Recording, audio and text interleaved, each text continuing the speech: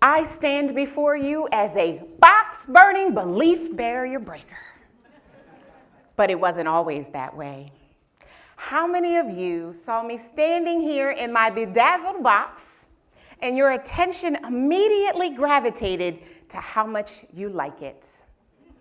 Well, to tell you the truth, I don't like this box because no matter how pretty it is or how you dress it up, it is still a box of limitations. And while there are some who might suggest that you should just get out of the box or you should just move beyond the box, I don't recommend that. I actually suggest that you burn it. I'm speaking metaphorically, of course. The box represents the limitations you have in your subconscious mind.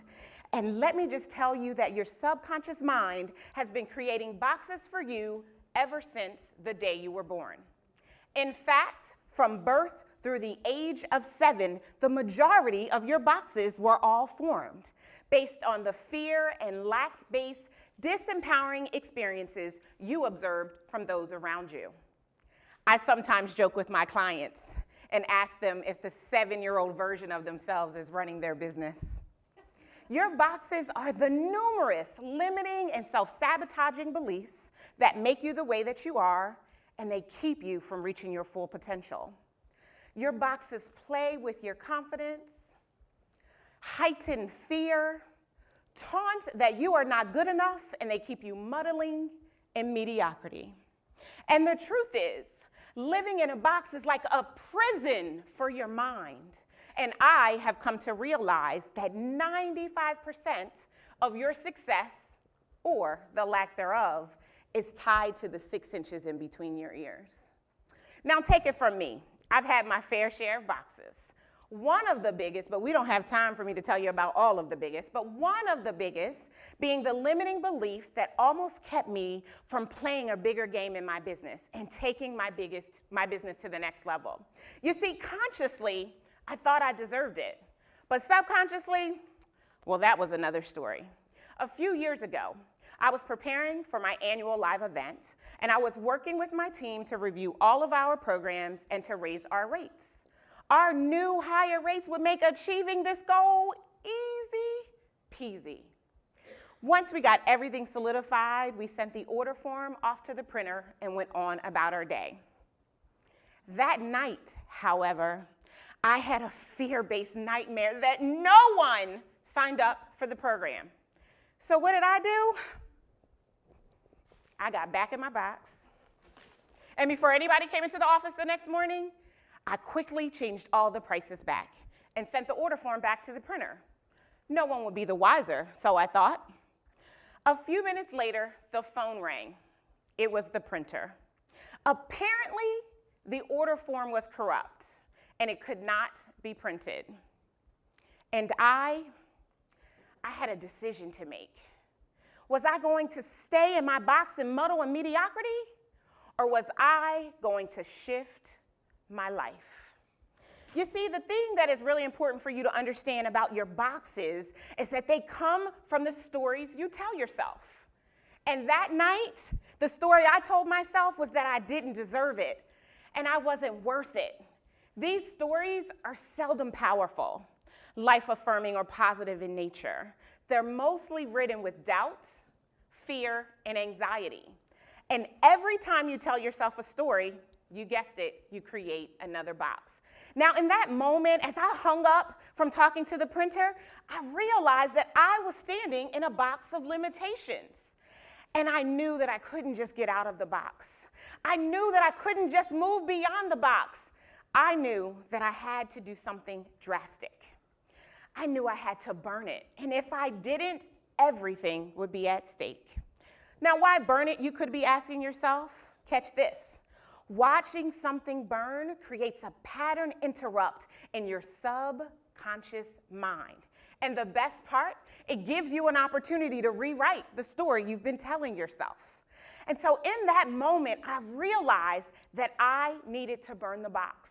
And I thought it would be pretty cool to share with you what I did and what you too will need to do when you find yourself standing in your box of limitations. You guys caught that I said when, because it's definitely going to happen.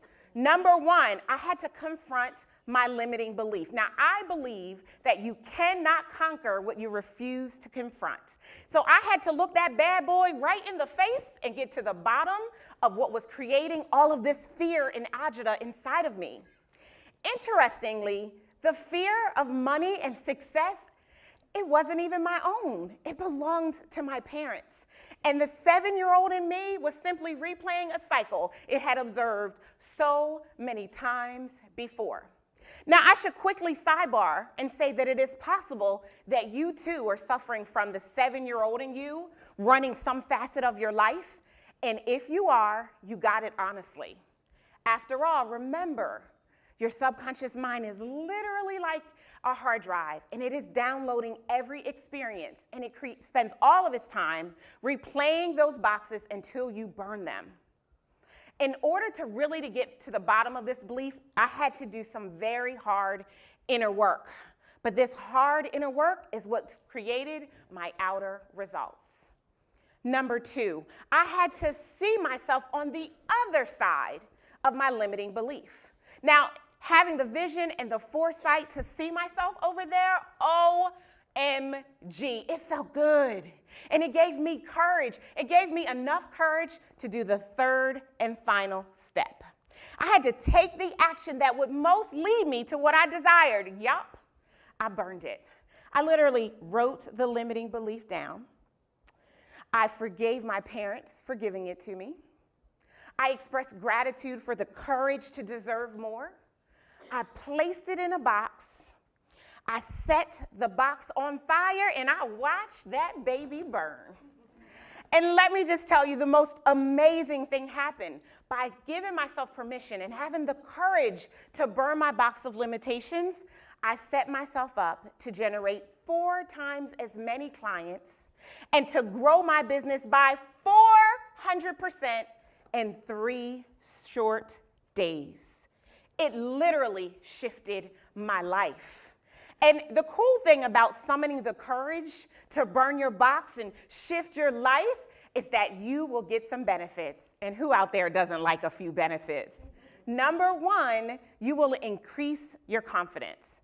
Now, I personally believe that confidence is the new currency. It is amazing what you can create and what you can accomplish when you have the personal conviction and belief in yourself to do it. Number two, you'll put fear in its proper place. Did you know that fear was created by your ego to lead you to believe that where you are in that moment is your safe place?